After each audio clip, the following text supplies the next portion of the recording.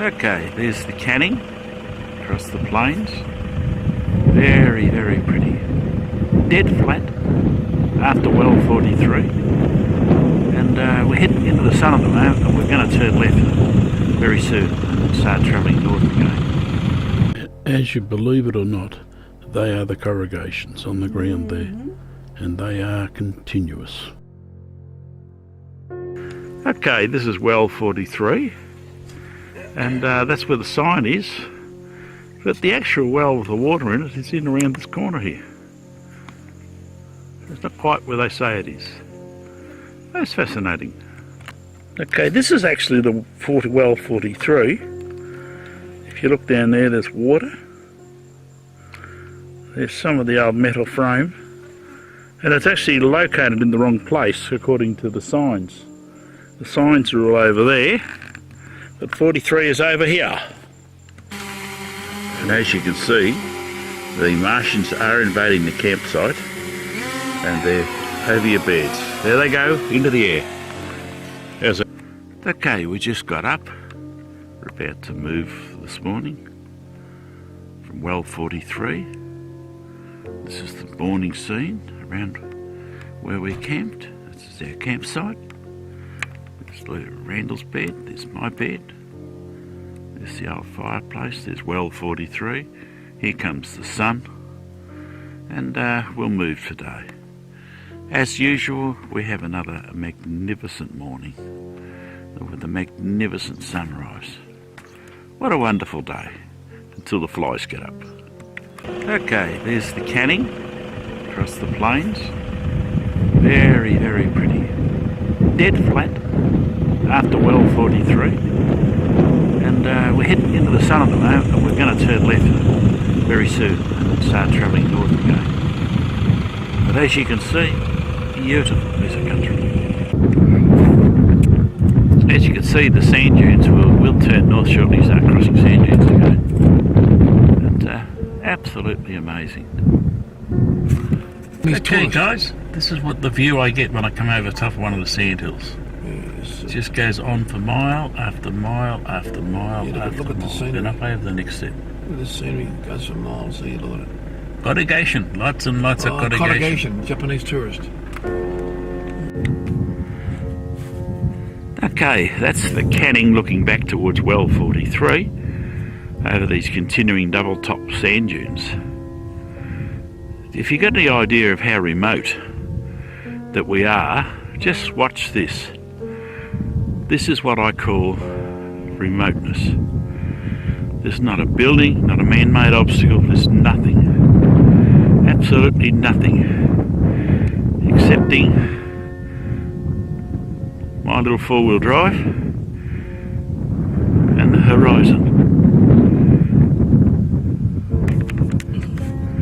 And believe it or not, there's canning travelling north. Absolutely beautiful. Every sand dune you get out at, there's footprints. All sorts of footprints. Yeah. Black-faced Clyde, gotcha. For the water trough. Lift the lid here in a minute and have a look. Here's Cyril, just rolled up. These grevilleas are all over the desert out here, and they're in full flower at the moment, and they're absolutely beautiful. Isn't that a pretty flower?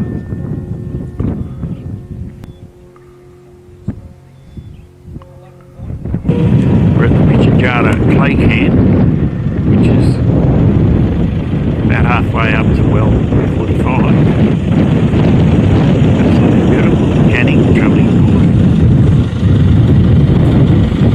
Stones on top of the sand, and it just goes for miles. 47. This is the scene we just absolutely magic, but look at this. I'm going to go to the top of the hill in a second and have a bit of a look around. Just looking south.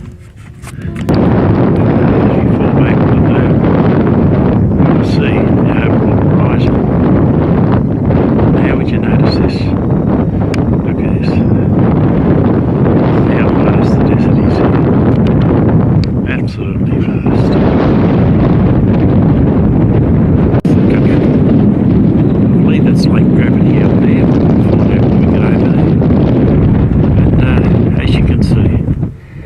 we are extremely remote. Extremely remote.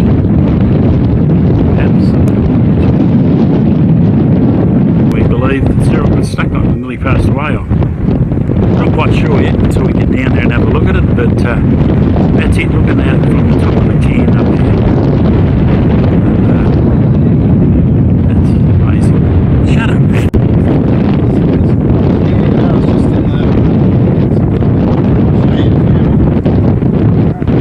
Yeah, there was two. Keep going, talk about it. Last year, Cyril actually came up from Halls Creek down to here, and this is as far as he got. He got to this sand dune and dropped the bike and nearly perished here. Very luckily, some people came by and helped him after 2 days.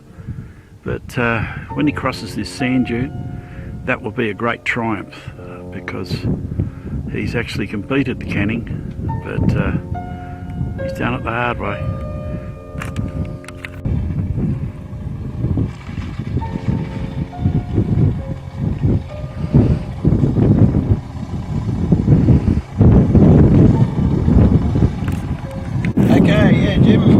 This is where I had a first attempt at on the Canning stock route last year, and I made it to here. And what happened was I was riding along here, and I thought I wasn't going to make it up this sand dune here, so I turned left into here, and my front wheel actually hit this spinifex and put me high, and I couldn't touch the ground, and she laid over right here. At the time I was dehydrated and weak, and I couldn't lift the bike up because I'd come off before and injured my leg and ripped it all open. But what I had in mind at the time was to get through to Coonawarrigi and go to the clinic there, because it's about the halfway point right here. Anyway, once the bike was over, I realised I didn't have the strength to lift it up. I had about three days supply of food and water. So I had my blue sleeping tarp, and I had it tied up to these trees here so I could give myself shade, and I was actually sleeping on my mat here under the blue tarp.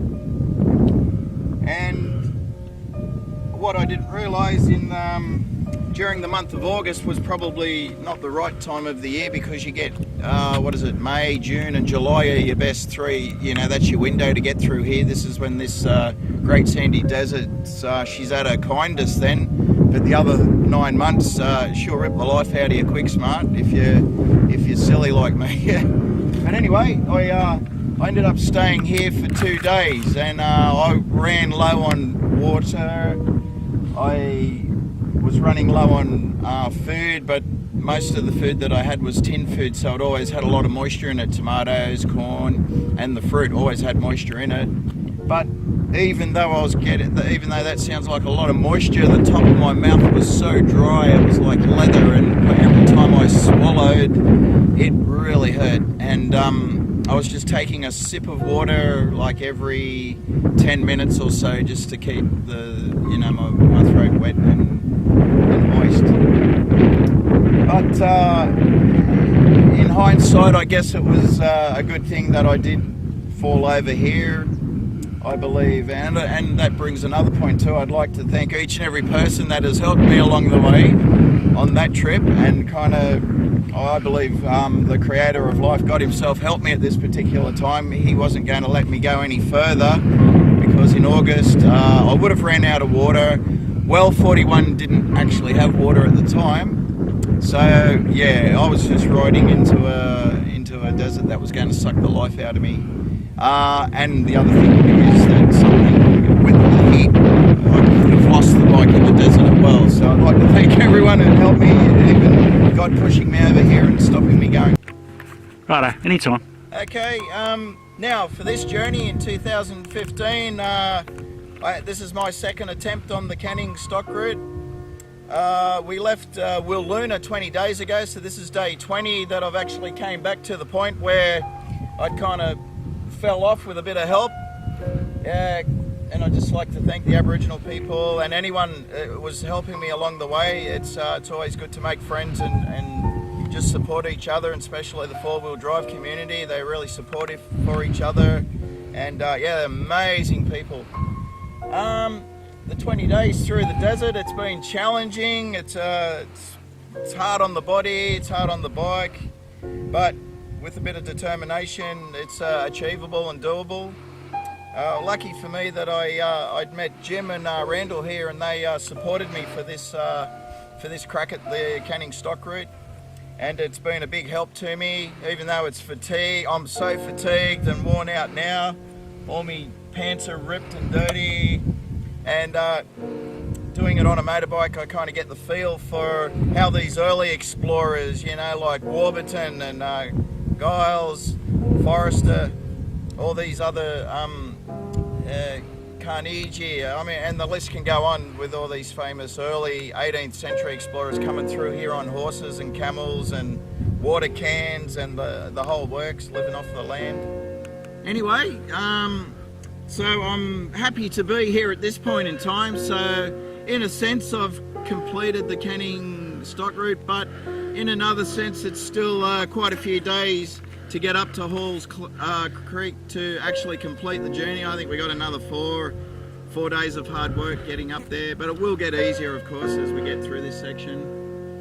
But undeniably, this part of Australia is very beautiful, and we were lucky enough to have a bit of a late storm, and it's the flowers are out, the wild flowers, the spinifex grass is nice and green. It's regenerating. There's lizards, butterflies, beetles, birds, finches. We've seen a big flock of budgies back there at one of the wells, and the purple flowers are coming out now. We've seen the red flowers, the yellow flowers. It was a pretty awesome experience. But anyway, all in all, yeah, I have to thank God, number one, for helping me through, and secondly, all the people that helped me on the way. God bless them, and I hope they're mightily blessed, and the four-wheel drive community can keep helping each other and support each other. And I feel very supportive that if people get their permits too, you know, I in the beginning I was never for it. I thought, oh, it's money, money, money. You know what the world's like these days. We're all greedy and selfish, and it just revolves around money, it seems. But in a sense, it supports these Aboriginal tribes out here, and it's a good thing in my eyes now, because we do need to support them, because it's a very harsh land out here. It's very harsh on them, but they seem to survive it still, and have survived for at least 45,000 years, and it's debatable on how many more years they were here in Australia before that, before travelling down from New Guinea as a part of the Micronesian bloodline. But Australia, without any doubt, is the most beautiful country in my eyes. As an Australian, I might be one-eyed with that, but it's just the way it is. I've travelled the world for 30 years, and I've had a good look at the world, and yeah, without a doubt, Australia's number one as far as the rare beauty and the archaeological finds and paintings, the geography of it all, right down to the flora and fauna, and even the finds from dinosaurs and everything. It's a very remarkable land, absolutely amazing, and anyone that can find the time these days, I recommend that they do come out and travel, you know, these four-wheel drive tracks all around Australia and pick up the experiences of life for themselves. Edge, the southern side of the lake, heading north. That's the Canning, that's the lake, that's the sand dune that our friend nearly died on. Looking north, looking south on the Canning.